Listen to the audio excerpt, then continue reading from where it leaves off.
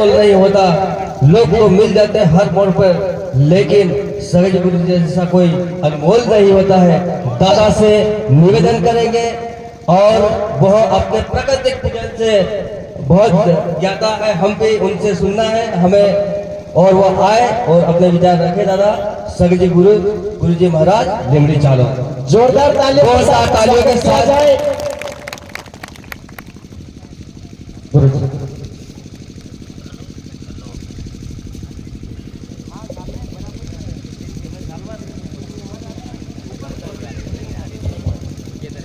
चले कम्फर्टेबल है। દૂર ઉભેલા તમામ ગણવીરો, આપ આ દેશના માલિકો,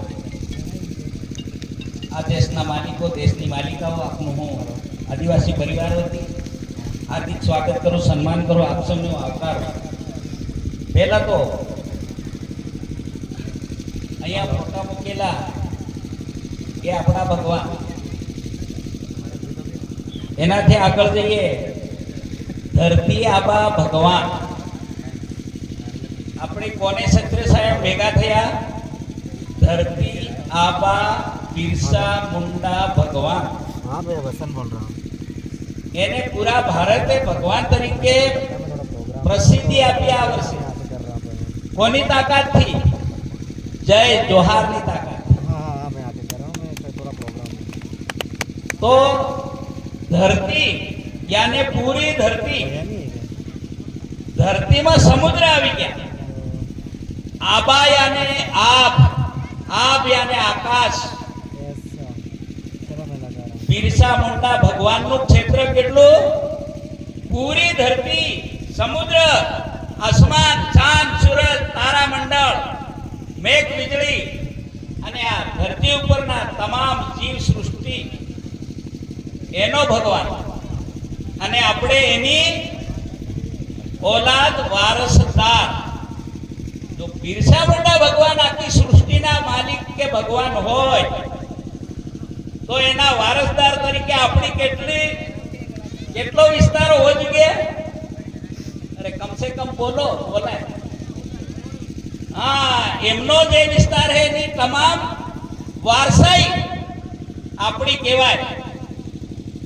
અને આપણે કદાચ ખોટું નહીં લાગે પણ ભીલ પ્રદેશ માંગો તો બીજું કોને હાથ દેવાના હતા?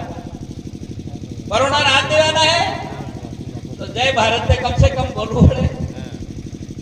विश्व शांति, विश्व कल्याण, विश्व बंधुता,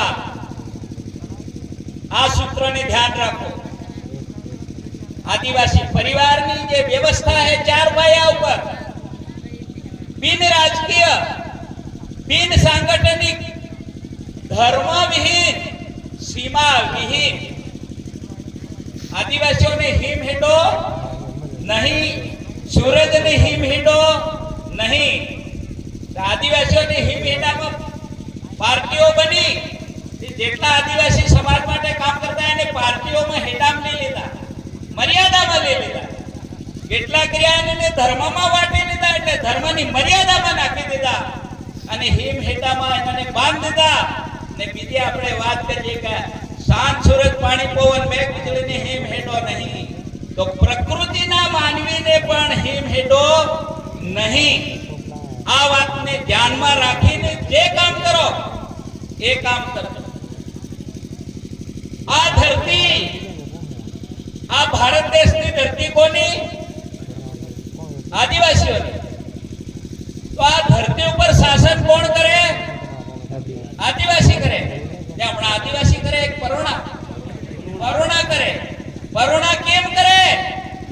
આપણામાં આપણો ભાઈજાન ટેકો આવ્યો એટલે એનો ડાગલો ટકી રહ્યો છે.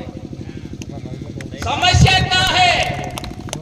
आदिवासियों खिलाफ आदिवासी क्या विदेशियों की व्यवस्था में घुस्या ત્યારે આદિવાસીઓને સમસ્યા ઊભી થઈ. તો સમસ્યાનું મૂળ કારણ, એનું મૂળ ખોળો કે દુઃખ કહું પેદા થયું એને સમજવું જરૂરી. ત્યારે આપણા દેશમાં જે દુઃખ આવ્યું, જે સમસ્યા આવી, એ કહી આવી? દરિયામાં. કહી આવી? દરિયામાં. સમજો એક એક વાત ને તો વિદેશી આવી એ દરિયાઈ માર્ગે આવી. મારો કહેવાનો ભાવાર્થ, દરિયાઈ માર્ગે કહાં આયા આપણે કોઈ જાણતા નહીં, પણ 130 કરોડ આ ભારતની અંદર વિદેશી પ્રજા, અને એ પ્રજા આદિવાસીઓ મૂળ માલિકોને शेर वगैरह दिखते हैं. જે ઘૂસપેઠી આક્રમણકારી લૂંટારા ચોર ડાકુ ગુંડા આદિવાસી માલિકોને કેન પ્રકારે દબાવી રહ્યા. કોને લીધે? કોને ટેકે? આપણા માણસો એને ખરીદ્યા હે, વેચાતા લીધા હે, એનાને આથા બનાયા હે, એનાને ગુલામ બનાયા હે. આ વ્યવસ્થાને તોડવી હોય તો સાચા આદિવાસી તરીકે તમારે સાબિત થવું. પહેલો તો આપણા શરીરમાં આ દેહમાં દહીંમાં કાળ, ક્રોધ, અહંકાર, અભિમાન, ઈર્ષા, દેખાઈ, લડાઈ, ઝઘડો, નિંદા, નબોદા આદિવાસી પ્રત્યે જે કરો એને પહેલા કાઢો. આ દહીંમાં શાંતિ થાય, વિશ્વમાં શાંતિ થાય. પક્ષ પાર્ટી છોડ દો, વિદેશી ધર્મ છોડ દો. તો વિદેશી ધર્મ છોડ દે તો એનો ધર્મ આપણા દેશમાં ચાલે? બોલો, ચાલે ને ચાલે? વિદેશી પાર્ટીઓ છોડ દો તો વિદેશી શાસન આ દેશમાં ચાલે? અત્યારે ખોટો રાજ, ખોટો વહીવટ, ખોટો ન્યાય, ખોટું જૂઠું સંચાલન ચાલી રહ્યું છે, ખબર એમ કદાચ. ત્યારે એને આપણે સત્યમાં ફેરવવું પડે. તો કોણ ફેરવે? આપણે. શરૂઆત આપણાથી થવી જોઈએ પહેલા. ત્યારે એનાને જ્યારે હેન્ડસઅપ કહેવાય. હેન્ડસઅપ ને સમજો છો? કોઈ પણ ગુનેગારને પહેલા હાથ ઊંચા કરાવ દે. શું કરાવે? હેન્ડસઅપ કરાવવાનો. હર કોઈ છોડ દો, અહીંયા હેન્ડસઅપ થઈ જાઓ. અને અમારું હે અમને આપી તો આટલું કહેવાનું હે. કા લડવાનું? માત્ર એક શાબ્દિક લડાઈ છે, કાનૂની લડાઈ છે, વ્યવસ્થાની લડાઈ છે. ત્યારે આદિવાસીઓ આ ધરતીને માને, બરોબર? તો આ ધરતી ઉપર જે કઈ અધિકાર છે 244 ધારા મુજબ ભારતની વાત કરું તો એને વાતને આપણે સમજવી છે કે આ દેશ આદિવાસીઓને જળ, જમીન, જંગલ માટે બિરસા મુંડા લડ્યા. આપો એના માટે લડીએ, હિલ પ્રદેશ માટે ગંડવા કાઢો. આને સમજો. જ્યારે આ ધરતી છે, બિરસા મુંડા ધરતી માટે લડ્યા, તો આ ધરતી કોની છે? આપણી. એ કમ સે કમ એને ખબર. હવે પરોણાકાર છે, પરોણા ધરતી બગાડી, ખાતર નાખ્યું, દવા છાટી, કોઈ બી કરીને આ વ્યવસ્થા ખતમ કરી, ડીઝલ પેટ્રોલ કાઢીને એના ધુમાડા કર્યા, હવા બગડી. હવા બગડી એટલું જ નહીં, આદિવાસીઓની સંસ્કૃતિ ખરાબ કરી, ખતમ કરી. આદિવાસી એક ઝાડ પાસે દાંતણ લે ને તે વેત ભરી લે, ઝાડને માંગીને માંગે, એનું નામ આદિવાસી. પરણન હુકેલો ઝાડ દે, એક રાતમાં બધા દાંતણ કાઢે, બીજું બળતણમાં, બીજી સાઈઝોમાં કાઢે, વેપારી વેચી દે. આ જંગલો વિસી ખાઈ ગયા વેપારી. એટલા માટે પક્ષીઓનો નાશ થયો, પ્રાણીઓનો નાશ થયો, ને આદિવાસી નાશ કરવા હમણાં છેલ્લે છે. તો આપણે નાશ થવું હોય તો એ ન ટીકો આલો, અને બચવું હોય, જીતવું હોય તો એ ન ટીકો છોડ દેવાડો. આપણા જે ટીકો આલે એને પહેલા તો એમ પૂછી લો, તમે અમને બચાવો, જીવાડો, આ ધરતી બચાવડો, જીવાડો, આ પર્યાવરણ બગડ્યું એને શુદ્ધ કરો કે નહીં કરો.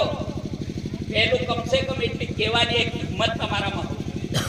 સચ્ચાઈ પર આવો. સતયુગ શરૂ થઈ ગયો 2000 થી માંડીને 21મી સદી ઉજ્જવળ ભવિષ્ય. એ આદિવાસીની સદી છે. આદિવાસી પણ હે એટલા આરે છે. બાકી પરોણન હેળે હેળે આ દેશ છોડીને નાહી જવું પડે. કાં જાય એ આપણે ખબર નહીં, પણ દરિયામાં જવા.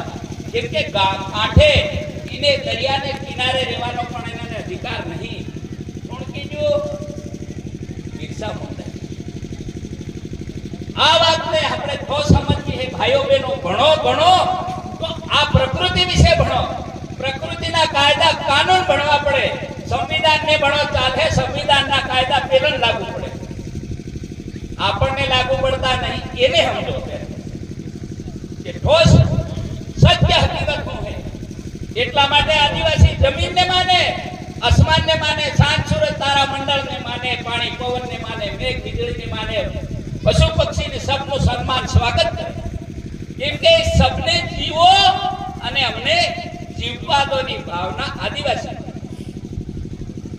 એટલે અહીંયા સમય ઓછો છે છતાં પણ મોડી ખબર પડી એવું થયું. એટલે થોડી સમય વધારે નહીં લો. સૌની વિનંતી, સત્ય પર રહેજો, સત્ય ખાજો, સત્ય ખૂન બને, સત્ય ભાવના જાગે અને સત્ય વિચાર આવે તો સત્ય કર્મ કરવું તો આ ધરતી ઉપર રહેવા.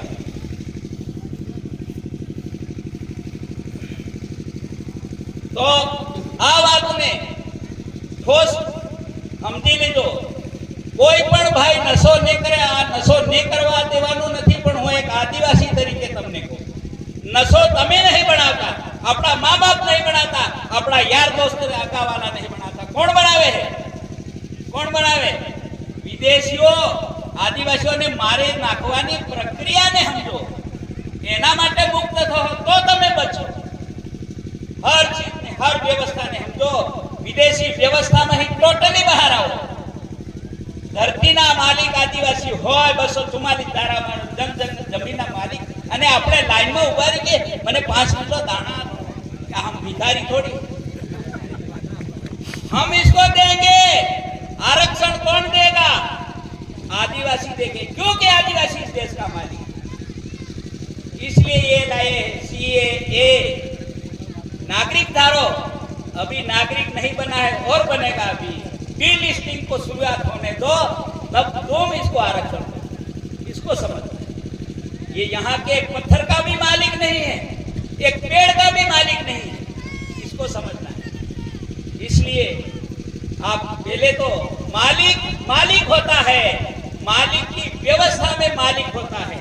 हम दारू पी के ऐसे करते फिर ये मालिक की व्यवस्था है.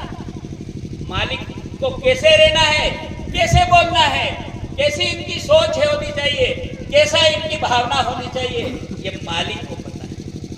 इसलिए ज्यादा बात नहीं करते हुए आप मालिक की व्यवस्था में रहिए. इनके साथ का हर कोई प्रकार का संपर्क है, इस संपर्क से आप आदिवासी से जुड़ जाइए. हर जो जनप्रतिनिधि है, शासन प्रशासन में कहीं भी हो, सिर्फ आदिवासी बन जाओ, आदिवासी के साथ रहो, तब हम रहेंगे. इस बात के साथ में मेरी वाणी को यहाँ विराम देता हूँ. इससे पहले जो मैंने बात बताई आपको सही लगी या गलत, मैं मेरे लिए कहता हूँ, आपके लिए, इस देश के लिए, विश्व के लिए, धरती आबा बिरसा मुंडा के लिए कहता हूँ. इस बात को आप, मैंने जो बताया, इस बात को समर्थन करते हो तो दोनों हाथ खड़ा करके समर्थन करिए. जय जोहार, जय आदिवासी. धन्यवाद.